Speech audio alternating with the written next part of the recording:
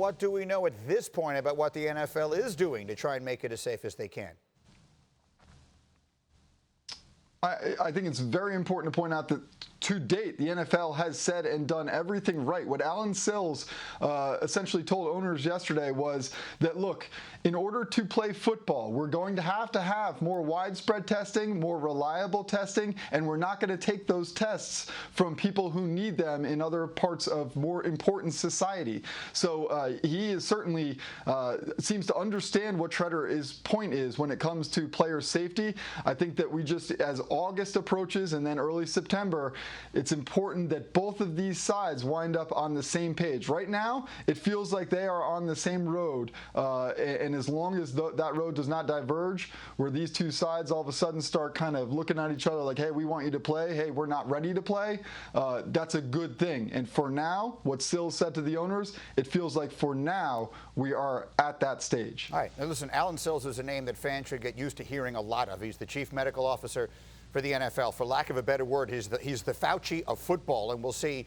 what his advice is as we continue. Let me get some players in here this morning. I've got Tim Hasselbeck and Dominique Foxworth with us this morning. And, Nick, I'm going to start with you here. I mean, football and social distancing just don't work together. I think that's sort of an obvious statement of fact. So is it a foregone conclusion in your mind that every NFL player is going to want to come back and play?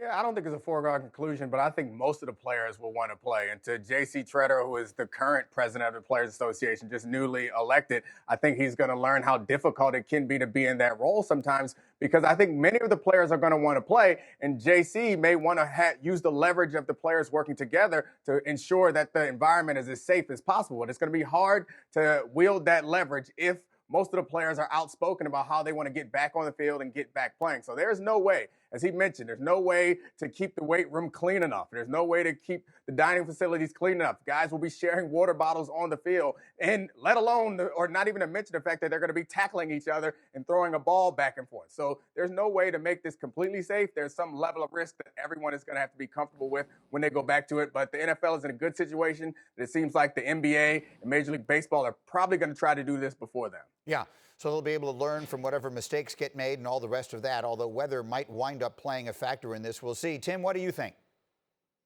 Yeah, I would agree with Dominique. I think the reality is that even someone like J.C. Treader, who's made, around $27 million in his 7-year career so far, he's due over $8 million this year. That's a lot of money to not get paid because, guys are uncomfortable with it. So I think you just look around, the vast majority of players are going to look at, the risk reward in terms of, the opportunity to get paid this season. And so, Dominique has been in J.C. Treader's position before and realizes that players are going to look at it and say, look, I get paid on a 17-week schedule.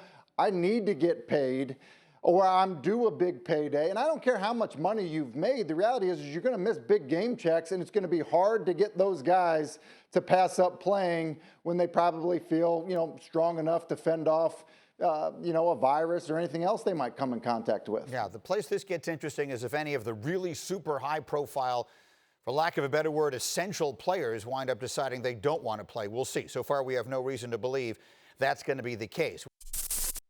Thank you for watching ESPN on YouTube. For live streaming sports and premium content, subscribe to ESPN+.